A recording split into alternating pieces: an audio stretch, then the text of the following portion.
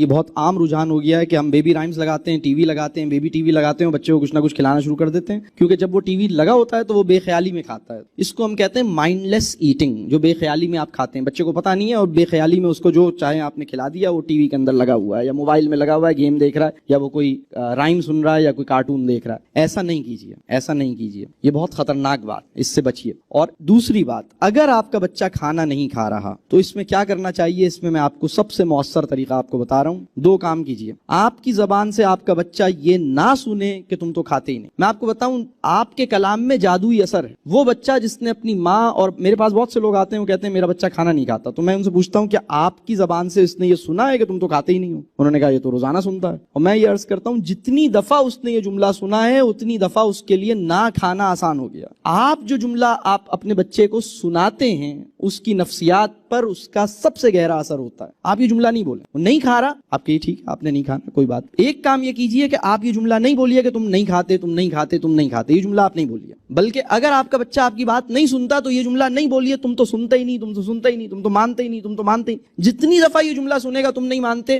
اتنا ہی نہ ماننے کا رجحان اس کے اندر پیدا ہوگا. یہ نفسیاتی مسئلہ ہے, اس کو سمجھنے کی ضرورت ہے. دوسرا کام آپ یہ کیجئے, اگر وہ کھانا نہیں کھانا تو اس کا سب سے آسان طریقہ یہ ہے کہ کھانا مت دیجئے. اسے کہیے کوئی بات نہیں, سبحان اللہ, پانی پی لو, کوئی بات نہیں. اس کا علاج یہ نہیں ہے کہ تم کھانا نہیں کھا رہے تو چلو فرینچ فرائز منگوا لیتا ہوں, تم کھانا نہیں کھا رہے تو نوڈل بنا دیتا ہوں. یہ نوڈل اور فرینچ فرائز کے چکر سے بچیے, بلکہ آپ اسے کہیے سبحان اللہ, یہ تو میرا بچہ 4 سال کی عمر میں اولیاء کی سنت پہ عمل کر رہا ہے. میرے ایک بزرگ ہیں وہ فرماتے ہیں کہ کوئی ولی نہیں بنا جب تک اس نے فاقے کا تجربہ نہیں کیا. تو یہ تو اولیاء کی سنت, آپ کا بچہ مطلب کوئی بہت بڑا کام کرنے کی اس کو تیاری ہو رہی ہے. ٹالرنس فار ہنگر بڑے آدمی کی نشانی ہے. بڑا آدمی کسی بھی معاشرے کا وہ ہوتا ہے جس کے اندر ٹالرنس فار ہنگر اور ٹالرنس فار پین موجود ہوتا ہے. ہمارا پرابلم یہ ہے کہ ابھی سر میں درد کا خطرہ دیکھتے ہوئے پیناڈول پھانک لی, اور بھوک لگنے کا امکان دیکھتے ہوئے ہلکی پھلکی بھوک میں ہلکا پھلکا ٹک پھانکنا شروع کر دیا. یہ ہمارے پرابلمز ہیں, ہماری عقل کا مسئلہ ہے. جناب ہلکی پھلکی بھوک میں تو آپ کو رہنے کا حکم ہے,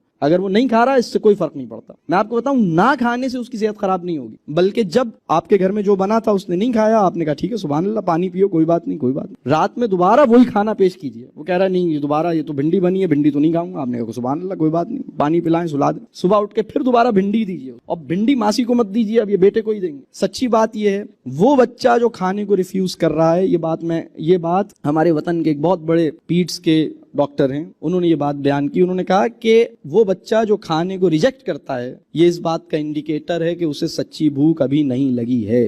وہ یہ کہتے ہیں کہ بھوک ایسی ظالم چیز ہے کہ کچھ بھی کھانے کی چیز اگر آپ ریجیکٹ کر رہے ہیں تو اس کا مطلب ہے سچی بھوک نہیں لگی ہے. اگر آپ کھانے میں چوز کر رہے ہیں یہ نہیں, یہ تو میں نہیں کھا رہا, نہیں ابھی تو میں نہیں, یہ پکا ہے چلو میں نہیں کھا رہا, یہ آپ نے کیا بنا لیا, اچھا یہ دال بنی ہے میں نہیں کھا رہا, تو جب آپ کے ساتھ بھی جب یہ ہوتا ہے تو اس کا مطلب ہے اس وقت آپ کو سچی بھوک نہیں لگی ہے. آپ کا علاج یہ ہے کہ آپ کو صرف پانی پلایا جائے اور آپ کو باز رکھا جائے باہر برگر کھانے سے یا جوس پینے سے یا کسی اور چکر سے, اور آپ کو اگلے دن وہی چیز, جب آپ کو سچی بھوک لگے گی, کسی بھی انسان کو پتے کھا لے گا, وہ تو کریلا ایسی کھا لے گا, اس کا کوئی مسئلہ ہی نہیں, یہ اسے کرنے دیں. اصل میں یہ بات صحت سے زیادہ مزاج, جب یہ کھانے کو ریجیکٹ کرتا ہے, یہ صحت کا مسئلہ بعد میں, مزاج کا مسئلہ پہلے ہے.